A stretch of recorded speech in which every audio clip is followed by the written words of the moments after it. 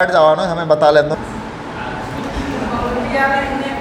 2.7 भारत की जनसंख्या नीति। आज हम समाजशास्त्र के इस विषय के अंतर्गत भारत की जनसंख्या नीति यानी पॉपुलेशन पॉलिसी इन इंडिया, क्या है भारत की जनसंख्या नीति, भारत ने क्या लक्ष्य रखे हैं जनसंख्या के लिए, हम इन सब चीज़ों पर आज प्रकाश डालेंगे। इस अध्याय में की गई चर्चा से यह स्पष्ट हो गया होगा कि जनसंख्या की गतिशीलता एक महत्वपूर्ण विषय है। जनसंख्या की गतिशीलता यानी जनसंख्या की गतिशीलता का मतलब है जनसंख्या धीरे धीरे बढ़ती जा रही है।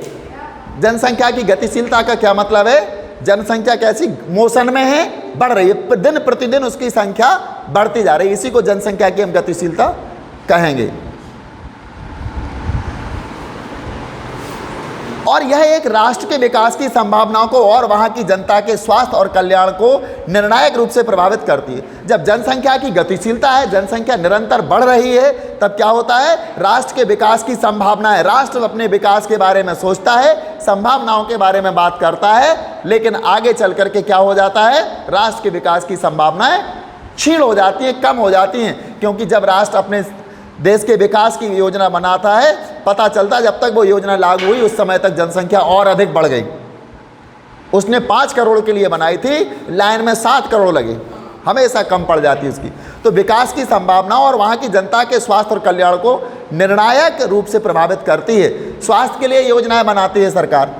इस वर्ष 1 वर्ष में हमारे यहाँ के इतने लाख बच्चों को ये टीके लगेंगे, इतने लाख लोगों को हम ये बीमारी से बचाने के लिए दवाएं देंगे, इतने को वैक्सीनेशन करवाएंगे, लेकिन पता चलता है कि जब तक जनसंख्या इतनी बढ़ जाती है जितनी उसने सोचा भी नहीं था। यह विशेष रूप से उन विकासशील देशों के मामले में अधिक सही है जिन्हें इस संबंध में विशेष चुनौतियों का सामना करना पड़ता है। जो विकासशील देश होते हैं जैसे कि इंडिया, भारत, ये विकासशील देश है। विकासशील का मतलब है जहां विकास हो रहा है निरंतर। ऐसे देशों में जनसंख्या वृद्धि दर ज़्यादा होती है, विकासशील देशों में, जबकि विकसित देशों में जनसंख्या वृद्धि दर कम होती है। जो देश विकसित होते हैं वहां जनसंख्या की वृद्धि दर कम होती है और जो विकासशील होते हैं उनकी जनसंख्या वृद्धि दर अधिक होती है। इन विकासशील देशों को जनसंख्या वृद्धि से कई चुनौतियों का सामना करना पड़ता है। इसलिए यह कोई आश्चर्यजनक बात नहीं कि भारत पिछले 50 साल से भी अधिक समय से एक आधिकारिक जनसंख्या नीति का पालन करता रहा है। इसलिए भारत को पिछले 50 वर्षों से आधिकारिक जनसंख्या नीति का पालन करना पड़ रहा है। उसने जनसंख्या के लिए पॉलिसी बनाई और उसका पालन भी कर रहा है। वास्तव में भारत ही संभवतः ऐसा पहला देश था जिसने 1952 में अपनी जनसंख्या नीति की स्पष्ट घोषणा कर दी थी। यानी भारत ने जनसंख्या नीति की, भारत ने जनसंख्या नीति की घोषणा 1952 में, यानी गणतंत्र बनने के 2 वर्ष बाद ही लागू कर दी थी। 1952 में आम चुनाव हुए थे और हमें लगता है उसी के बाद उसने लागू कर दी 1952 में की। यानी भारत ही ऐसा पहला देश था जिसने सबसे पहले जनसंख्या नीति की घोषणा कर दी।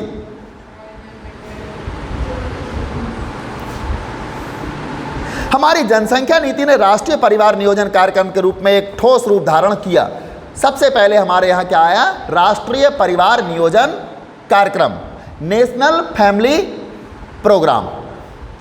हमने सबसे पहले यही किया था। तो नेशनल फैमिली प्लानिंग प्रोग्राम, परिवार नियोजन कार्यक्रम को ठोस रूप धारण किया। इस कार्यक्रम के उद्देश्य मोटे तौर पर समान रहे। जनसंख्या वृद्धि की दर और स्वरूप को प्रभावित करके सामाजिक दृष्टि से वांछनीय दिशा की ओर ले जाने का प्रयत्न किया गया। मतलब कोशिश ये की गई जनसंख्या वृद्धि की जो दर है उस दर को और उसके स्वरूप को, जनसंख्या की दर और जनसंख्या के स्वरूप को प्रभावित करके सामाजिक दृष्टि से वांछनीय दिशा की ओर, मतलब सामाजिक दृष्टि से ऐसी दिशा की ओर ले जाया गया जो हम चाह रहे थे, उस दिशा की ओर ले जाने लगे जनसंख्या की वृद्धि दर और जनसंख्या के प्रभाव। इस कार्यक्रम का सबसे महत्वपूर्ण उद्देश्य था जन्म नियंत्रण के विभिन्न उपायों के माध्यम से जनसंख्या वृद्धि की दर को धीमा करना। जन्म नियंत्रण के विभिन्न जो उपाय थे, मतलब ऐसे उपाय जो जन्म को कम करते हैं, जनसंख्या वृद्धि को रोकते हैं, ऐसे उपायों को हमें जनता तक पहुंचाना था, हर स्तर पर लोगों को बताना था और उन उपायों का प्रयोग भी करना था।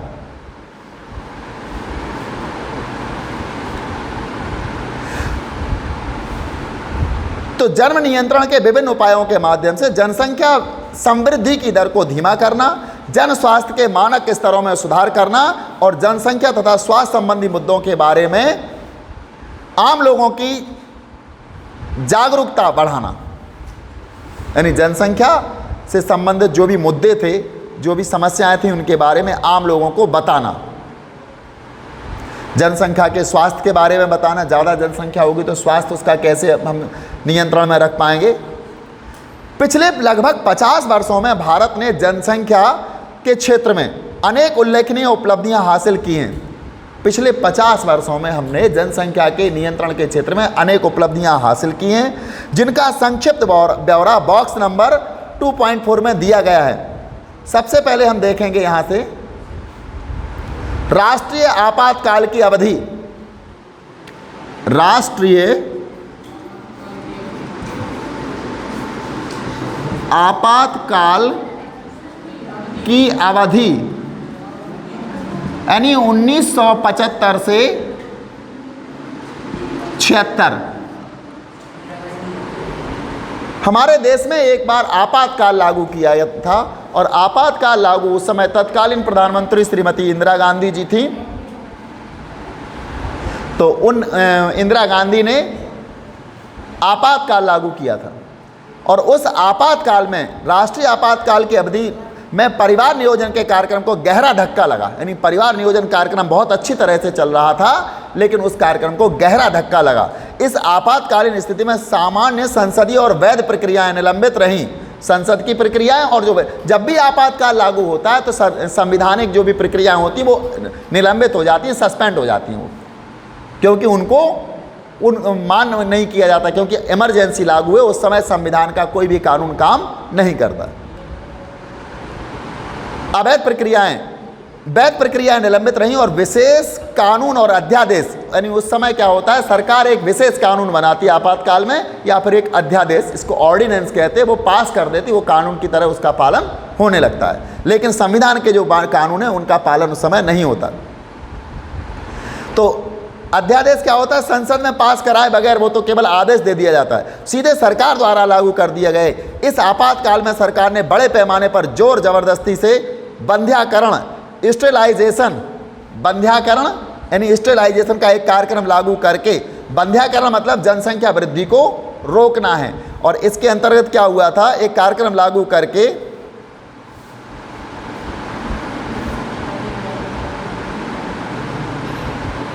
जनसंख्या की समृद्धि दर को नीचे लाने का प्रयत्न किया। किसके, स्टेलाइजेशन के द्वारा, यानी बंध्याकरण के द्वारा जनसंख्या की समृद्धि की दर को नीचे लाने का प्रयास किया। कब, 1975 और 76 में, जब आपातकाल लागू किया गया था। यहाँ बंध्याकरण का अर्थ है ऐसी चिकित्सकीय पद्धतियाँ, बंध्याकरण का मतलब है ऐसी चिकित्सकीय पद्धतियों से है जिनके द्वारा गर्भाधान और शिशु जन्म को रोका जा सकता है। मतलब ऐसी चिकित्सकीय पद्धतियाँ जिनसे गर्भाधान को और शिशु के जन्म को रोका जा सकता है। पुरुषों के मामले में उपयोग में लाई गई जाने वाली शल्य पद्धति, शल्य का मतलब होता है चीर फाड़ या ऑपरेशन करके, तो शल्य पद्धति को नसबंदी, इसको क्या कहा गया, वैसेक्टोमी या नसबंदी। पुरुषों से की शल्य चिकित्सा क्या थी, शल्य पद्धति पुरुषों की।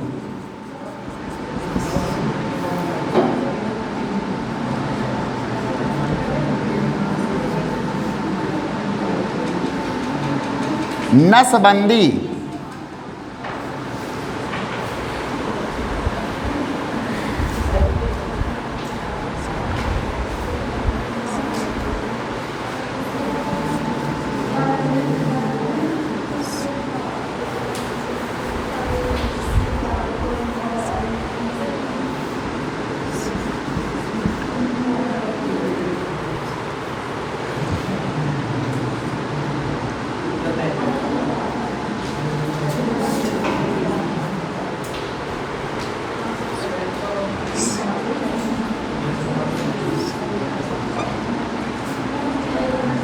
ये हो गई नसबंदी।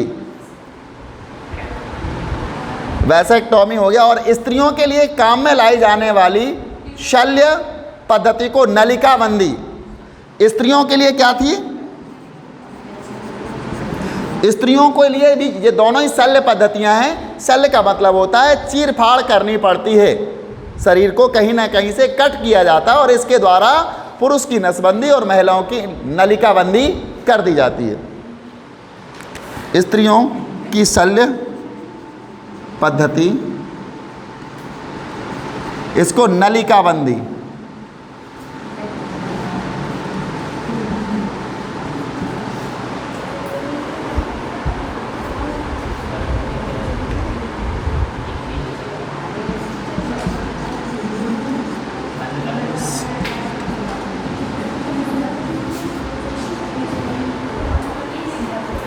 तो स्त्रियों में की जाती है जिसको नलिकाबंदी कहा जाता है, और पुरुषों में होती है नसबंदी। ये दोनों ही पद्धतियां बंध्याकरण कहलाती हैं।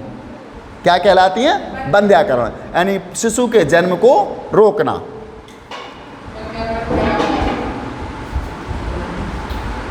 अधिकतर गरीब और शक्तिहीन लोगों का भारी संख्या में जोर जबरदस्ती से बंध्याकरण किया गया।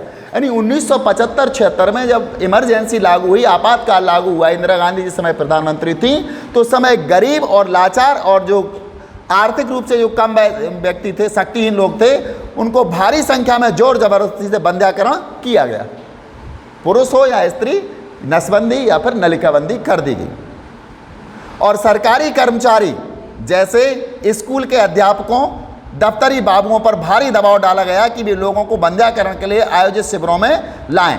जो भी सरकारी कर्मचारी थे, इन पर भारी दबाव डाला गया। सीधा सीधा कहा गया आपको नौकरी से हाथ धोने पड़ेंगे, इसलिए आप अति शीघ्र जितने ज़्यादा हो पुरुषों को या स्त्रियों को शिविर जहां लगाए जा रहे हैं वहां बंध्याकरण के लिए लेके आएं, यानी नसबंदी या फिर नलिकाबंदी उनकी करवाएं। इस कार्यक्रम का जनता में व्यापक रूप से विरोध हुआ। आपातकाल के बाद निर्वाचित होकर आई सरकार ने इसे छोड़ दिया। जैसे ही आपातकाल समाप्त हुआ, नई सरकार बनी, और नई सरकार बनी तो नई सरकार यानी इंदिरा गांधी की जो सरकार गई थी वो इसी कारण चली गई थी, बंध्याकरण के कारण। लोगों में व्यापक असंतोष था और इस प्रकार जब नई सरकार आई तो उसने इसको छोड़ दिया। आपातकाल के बाद राष्ट्रीय परिवार नियोजन कार्यक्रम का नाम बदलकर उसे राष्ट्रीय परिवार कल्याण कार्यक्रम कहा जाने लगा। पहले राष्ट्रीय परिवार नियोजन था, यानी नेशनल फैमिली प्लानिंग प्रोग्राम, लेकिन उसका नाम बाद में क्या रख दिया? परिवार कल्याण कार्यक्रम, नेशनल फैमिली वेलफेयर प्रोग्राम, इस नाम से उसको जाना गया। पहले परिवार नियोजन, बाद में परिवार कल्याण कार्यक्रम। अब इस कार्यक्रम के व्यापक आधार वाले सामाजिक जनसांख्यिकीय उद्देश्य हैं। राष्ट्रीय जनसांख्यिकी नीति 2000 के अंतर्गत कुछ नए दिशा निर्देश तैयार किए गए। हमारे देश में राष्ट्रीय जनसंख्या नीति 2000 आई, उसके तहत इसमें यानी पॉलिसी आई थी राष्ट्रीय जनसंख्या नीति। राष्ट्रीय जनसंख्या नीति 2000 में आई थी राष्ट्रीय जनसंख्या नीति। इसके अंतर्गत कुछ नए दिशा निर्देश तैयार किए गए हैं। वैसे तो 1976 में हुई थी राष्ट्रीय जनसंख्या नीति, लेकिन 2000 वाली जो जनसंख्या, उसके बाद और भी हो चुकी है, तो ये 2000 वाली जो जनसंख्या नीति है, कुछ नए निर्देश दिए गए हैं। 2017 में भारत सरकार ने इन सभी लक्ष्यों को राष्ट्रीय स्वास्थ्य नीति में नए लक्ष्यों के साथ निगमित कर लिया। इस नीति के लक्ष्यों को पढ़ें और इनके पहलुओं पर विचार विमर्श करें।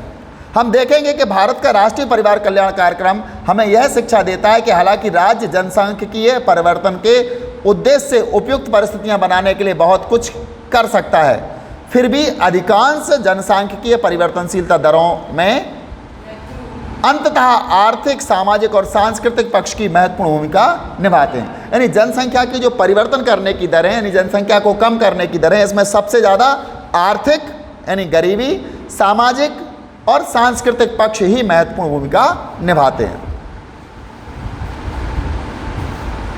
अब हम यहाँ देखें, बहुत अच्छी यहाँ पर वो दी गई है, यानी भारत की जनसांख्यिकीय संक्रमण, बॉक्स 2.4, इसको समझ लो।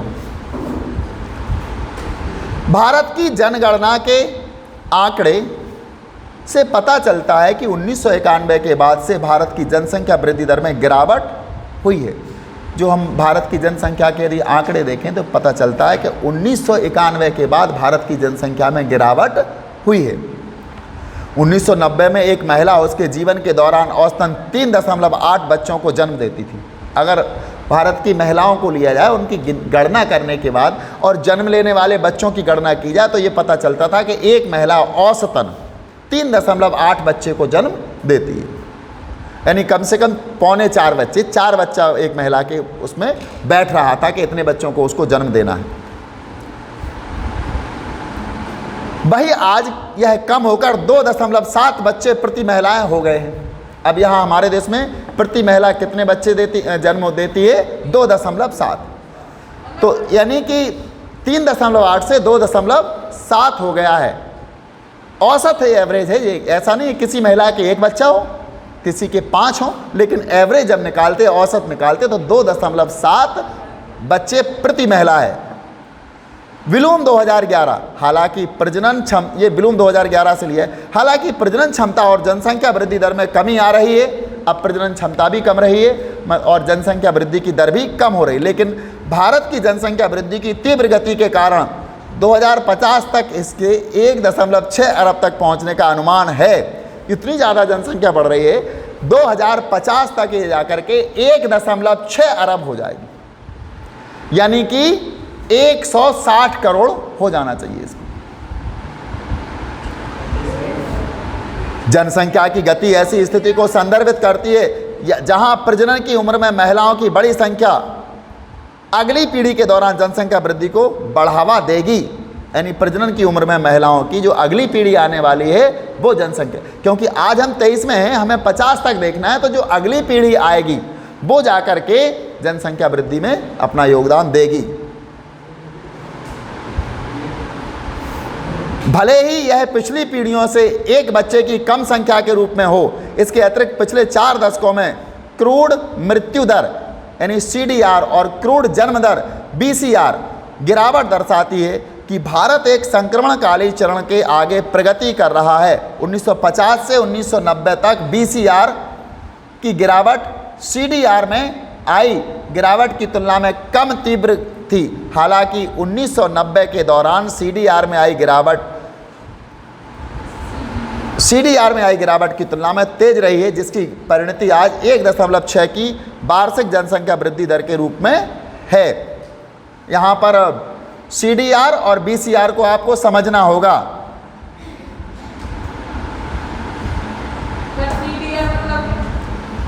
CDR का मतलब होता है क्रूड मृत्यु दर और BCR का मतलब होता है क्रूड बर्थ रेट, और ये क्रूड मृत्यु दर यानी कि क्रूड डेथ रेट। DR तो डेथ रेट है और BR है बर्थ रेट। C का मतलब है क्रूड। क्रूड का मतलब होता है अशुद्ध, अशोधित मृत्यु दर और अशोधित जन्म दर, इसको ये कह सकते हैं। अशोधित मृत्यु दर CDR यानी क्रूड डेथ रेट और अशोधित जन्म दर क्रूड बर्थ रेट, बस ये है इसका मतलब। राष्ट्रीय स्वास्थ्य नीति 2017 के महत्वपूर्ण लक्ष्य, अभी हमने यहाँ लिखा था राष्ट्रीय जनसंख्या नीति 2000, आज राष्ट्रीय स्वास्थ्य नीति 2017 के महत्वपूर्ण लक्ष्य बॉक्स 2.5 में हम पढ़ेंगे।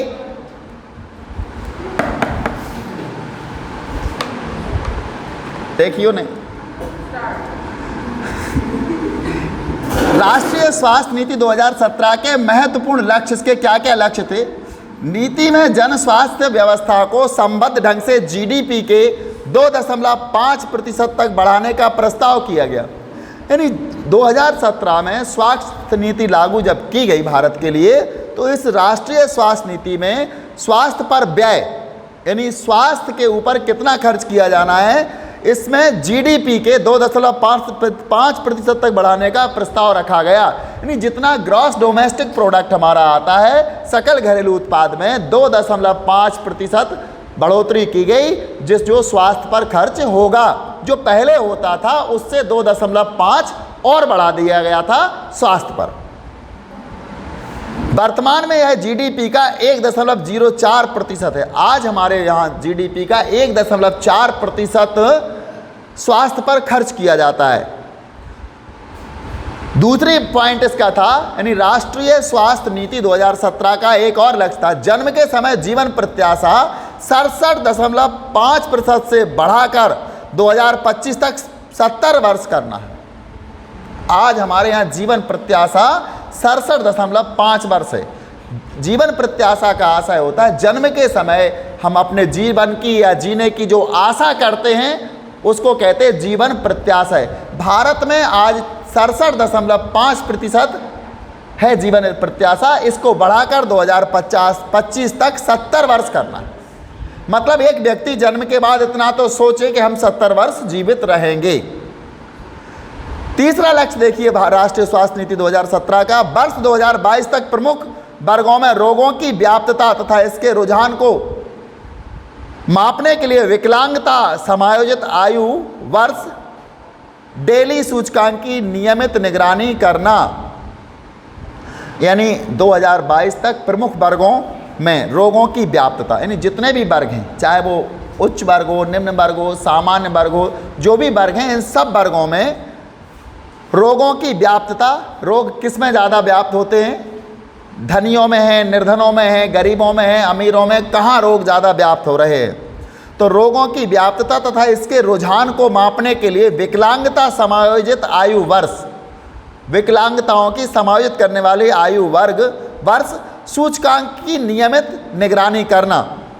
वर्ष 2025 तक राष्ट्रीय और उपराष्ट्रीय स्तर पर कुल प्रजनन दर, टोटल फर्टिलिटी रेट, फर्टिलिटी का मतलब होता है प्रजनन, रेट का मतलब होता है दर, TFR जिसको कहते हैं टोटल फर्टिलिटी रेट, को घटाकर 2.1 पर लाना।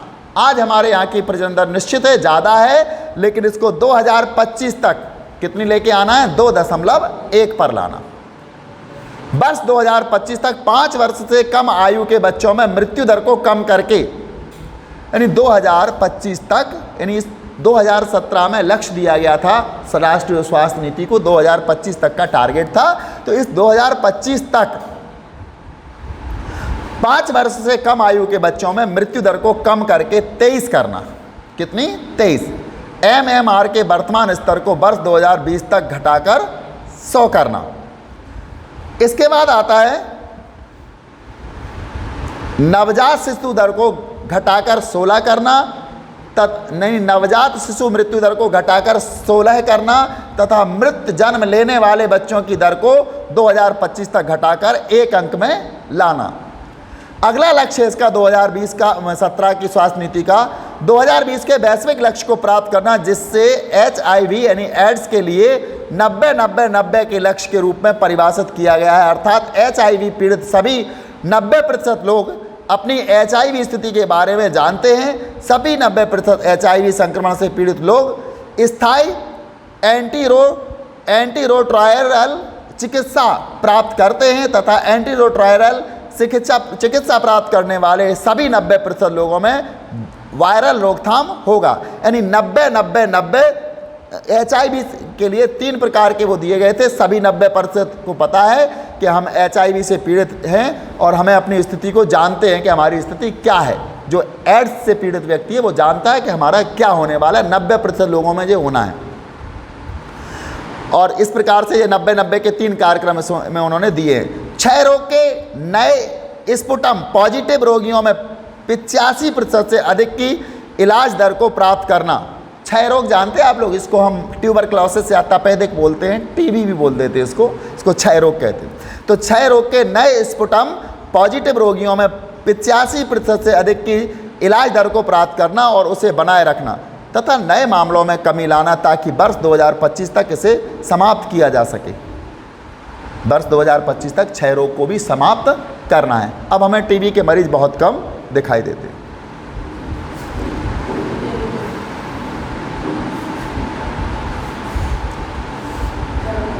वर्ष 2025 तक इसे समाप्त किया जा सके। वर्ष 2025 तक दृष्टिहीनता की व्याप्तता को घटाकर यानी एक अगला लक्ष्य दिया गया है 2025 तक दृष्टिहीनता की व्याप्तता को घटाकर, यानी दृष्टिहीन कहते हैं अंधे लोगों को जो अंधे होते हैं, तो इसको घटाकर 0.25 से बटा 1000 करना तथा रोगियों की संख्या को वर्तमान स्तर से घटाकर 1/3 करना।